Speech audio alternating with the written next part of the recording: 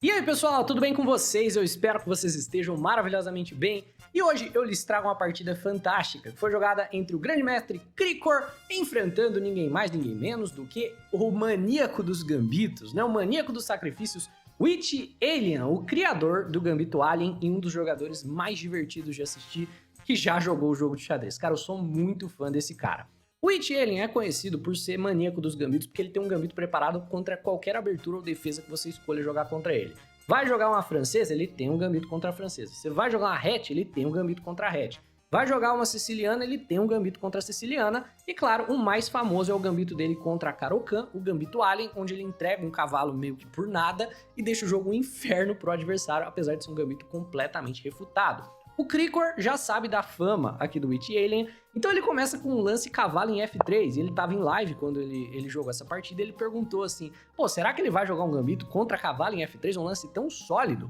Mas certamente o Witch Alien joga peão na casa de G5, o gambito Hairstrom, que é um gambito extremamente raro, só foi jogado em nível de mestre 6 vezes, pelo menos é o que temos aqui na base de dados do Lichess, né? A ideia é cavalo por G5, o Krikor, é claro, aceita o gambito, e peão em E5 vem com o tempo no cavalo. Então, para você que nunca viu isso na vida, não parece fazer sentido nenhum, a ideia geral é que se o jogador de brancas se enrolar e defender de maneira errada, ele na verdade vai dar uma posição de muito controle central por jogador de pretas, né? A maior parte das pessoas aqui volta o cavalo ou para F3 ou para E4 e na verdade fica pior. Porque se você voltar o cavalo para E4, D5 vem com o tempo no cavalo, cavalo em G3, H5 e na verdade as pretas estão melhores. Tem muita compensação pelo peão no formato de espaço, tempo, né, e controle do centro do tabuleiro. Da mesma maneira, se você volta o cavalo para F3, vai ver E4 com tempo no cavalo. Voltar o cavalo para G1 seria mais ou menos movimentar as peças de volta para a casa inicial para você já preparar o próximo jogo, já que você já tá abandonando mesmo, né? Tá montando o tabuleiro pro jogo seguinte. Então, cavalo em D4 seria a tentativa de você se manter vivo aqui no jogo, mas aí vem C5, cavalo B3 e D5 do jogador de pretas, né? Isso daqui é meio como uma defesa Alekhine com as cores trocadas. Pretas também tem bastante compensação pelo peão nesse caso. Apesar de que essa posição ela não é tão ruim quanto a posição anterior. Mas claro, o Krikor é grande mestre, né? Ele não vai jogar essas capivaradas que um jogador amador como eu poderia acabar jogando. Aqui o Krikor joga D3 e esse lance é muito forte porque tá defendendo o cavalo, mas mais importante, também tá impedindo o E4. Então mesmo que o Witch Alien jogue um HC chutando o cavalo em F3 e não teria o ganho de tempo jogando E4 e ganhando espaço no centro do tabuleiro. Então as pretas aproveitam para desenvolver com tempo no cavalo, bispo em E7, e o Krikor joga peão na casa de H4, que é um lance bom, né, apoiando o cavalo e mantendo ele bem agressivo na casa de G5. Vem D5 das pretas, ocupando o centro do tabuleiro, e o Krikor joga um lance que vem com uma ameaça. Nessa posição, em 5 lances, o Krikor já tá numa posição um tanto quanto venenosa por conta desse cavalo super bem posicionado das brancas. Ele joga E4. E aqui, pode parecer que ele só tá brigando pelo centro do tabuleiro. O Witch Alien tenta manter o centro fechado e joga peão na casa de D4, que acaba sendo uma gafe. Porque o peão em E4 não estava somente lutando pelo centro do tabuleiro, não estava somente tentando recentralizar o cavalo, porque se D por E4 eu posso tomar de cavalo. Não era essa a ideia. A ideia do E4, na verdade, é ameaçar dama H5. Então, o que as pretas precisam fazer é jogar cavalo F6. Nessa posição, o Witch Alien avança e o jogo acabou se o jogador de branca jogar corretamente o restante da partida. O jogo tá muito longe de acabar, mas o Krikor vai jogar com 100% de precisão e ele encontra inclusive alguns lances brilhantes para poder converter e levar isso daqui para casa. Mas a ideia é dama em H5 e aqui o jogador de pretas, infelizmente para ele, tem que tomar o cavalo entregando o par de bispos. E basicamente as brancas têm o peão a mais e a compensação. Não é mais assim, entreguei um peão mas eu tenho compensação. Não, as brancas têm o peão, mas tem também a posição melhor. Porque depois de bispo por cavalo, o Krikor toma de peão e o cavalo não tem mais como se desenvolver naturalmente. As pretas, é claro, pegaram espaço na ala da dama. Então vão tentar o contra-ataque na ala da dama. No entanto, é contra o Krikor que você está tentando esse ataque, então não vai ser fácil. Vem cavalo em E7 das pretas, planejando colocar o cavalo em G6 e talvez sonhar com o cavalo F4, mas cavalo em D2 desenvolvendo. Cavalo em G6 e G3 ficando de olho no cavalo dominando a peça completamente. Jogador de preta joga bispo em E6, beleza, desenvolve o bispo para uma casa supernatural. Vem o cavalo em F3 do Krikor e cavalo em C6. E nessa posição, você vê o problema de você estar jogando com menos espaço, que é o problema tipo desse tipo de estrutura de peões de defesa francesa, meio que de Caro-Kann, com cores trocadas, onde o jogador de pretas tem esse peão avançado em D4. As pretas estão, na verdade, ameaçando um ataque na ala da dama com ideia de cavalo B4, ameaçando o peão da casa de C2, e aqui você precisa jogar um lance profilático, um A3, um bispo D2, uma coisa assim. E o Krikor joga bispo na casa de D2, mas o Witch Alien joga dama na casa de E7, preparando o cavalo B4.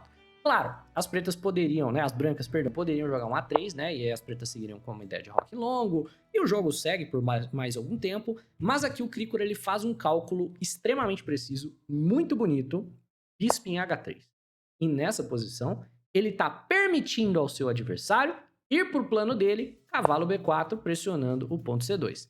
E acredite ou não, essa ideia não é a ideia vencedora para o jogador de pretas. Aqui as pretas estão completamente perdidas, se e somente se você encontrar a sequência correta para as brancas, que precisa ser uma sequência extremamente precisa de alguns lances, né? Precisa ser precisa é feio, mas é uma sequência que só funciona se for jogado nessa ordem e é uma sequência longa. Então, pause o vídeo e veja se você é capaz de encontrar por conta própria o lance que o Krikor jogou, ou melhor, os lances que o Krikor jogou para levar essa posição para casa contra o Witch Alien. Pausou?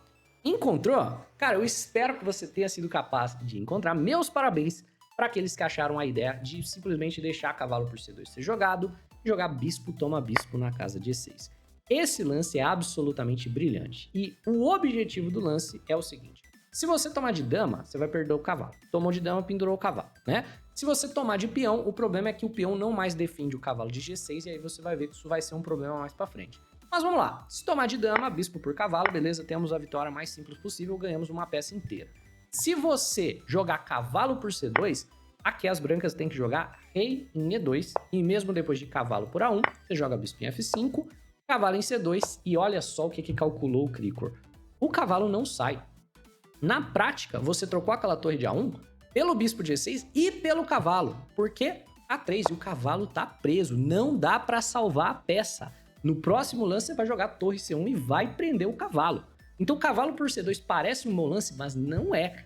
Então, aqui, bispo toma bispo. A ideia, é claro, não é tomar de volta de dama nem de peão imediatamente. Quer dizer, não é nem tomar de dama e nem jogar cavalo por C2 imediatamente. Então, o Witch Alien joga peão toma E6. E nessa posição, para aqueles que foram capazes de calcular, aqui vem a conversão da partida das brancas. Dama toma cavalo, sacrificando a dama, não dá nem para chamar de sacrifício, trocando a dama por um cavalo e duas torres. E o jogador de brancas está completamente ganho, porque obviamente a dama vale 9, um cavalo e duas torres valem bem mais do que 9 pontos, e fora os peões que vão cair também, né? Então, peão toma G6, torre toma torre, rei em D7, cavalo toma E5, ganhando tempo no rei, e rei na casa de D6, seguido por bispo por B4, né? Ganhando mais tempo e trocando o cavalo da casa de B4 pelo cavalo da casa de E5 no longo prazo. Não ganhar dama, a gente não vai jogar rei toma cavalo, C5 vai vir por parte das pretas, mas bispo toma C5 ainda entregando aqui o bispo para ganhar mais um peão. Isso daqui é um desesperado. Rei toma bispo e torre toma torre na casa de A1. Então, quando a poeira baixa, na verdade, o Krikor tem duas torres, um cavalo pela dama, mas ele ainda tem também uma quantidade enorme de peões e o rei dele tá tremendamente seguro aqui. Eu sei que muitos de vocês teriam medo de jogar essa posição, mas a verdade é que a dama sozinha das pretas não vai fazer nada contanto que você mantenha tudo defendido. Dama por G5 vem torre cheque, rei na casa de B6 e vem cavalo em F3 extremamente sólido do Krikor. Dama em H5 ameaça o cavalo, mas rei E2 defende o cavalo e não tem nada que essa dama possa ameaçar que o jogador de brancas não possa defender. E aqui você vai ver perfeitamente por que a dama ela não é tão boa, por exemplo, quanto duas torres, né? Ou por que a dama não é tão boa quanto duas torres e um cavalo. O Krikor joga torre em E8. E aqui você vai entender o princípio de maneira claríssima, né? Esse peão tá defendido pela dama, mas ao mesmo tempo não tá, porque a dama vale demais. Então, no momento que torre por peão for jogado, você não vai poder tomar. E da mesma maneira que essa dama não defende esse peão, ela não defende nada da própria posição. Nada que seja atacado por duas torres, a dama pode defender sozinha, ou por uma torre e um cavalo. E ao mesmo tempo, a dama não ameaça nada na posição. Porque se a dama ameaçar um peão, você só precisa que um cavalo ou que uma torre defenda, e a dama também nunca pode tomar. A dama é basicamente inútil nesse tipo de posição quando o rei está seguro. Ela é melhor do que as peças menores quando a posição está caótica e tem muitos cheques, e aí você pode acabar perdendo alguma coisa. Nesse caso, o Cricão vai simplesmente capturar tudo sem perder nada e vai dar checkmate em poucos lances. Tem A6, torre em E6 cheque, torre por peão, dama G4 e torre em H1. Dama C8, tentando pegar o peão de C, mas cavalo por D4 defendendo. E o que uma dama ameaça 9 pontos de material são inutilizados pelo cavalinho que vale apenas 3.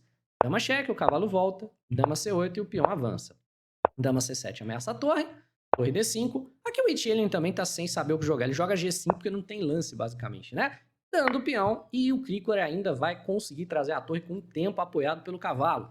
A5, torre H7, dama C6, torre B5, ameaçando o peão de B7. E o que uma dama defende, né? As duas torres aqui ameaçam. Vem o A4, torre toma B7. Não adianta você ter a dama defendendo, né? Porque a torre vale menos. Se você trocar aqui, obviamente, o final tá perdido se você der a dama, né? Eu acho que o Cricor conseguiria ganhar com 5 peões passados conectados, né? Vai ser 6 peões passados conectados. Eu acho que ele conseguiria ganhar. Rei A8, torre B6 ameaçando a dama. E também, né, ameaçando torre na casa de A6. Checkmate se a dama sai, por exemplo, por aqui, né? Torre em A6. Vai vir checkmate em pouquíssimos lances. Então, depois do torre B6, o Witch Alien acaba abandonando e ele acaba descobrindo que não se joga G5 contra o GM Cricor no primeiro lance e sai impune. É isso, pessoal. Espero que vocês tenham curtido. Se sim, deixa o like no vídeo, se inscreve no canal. Um abraço e até a próxima.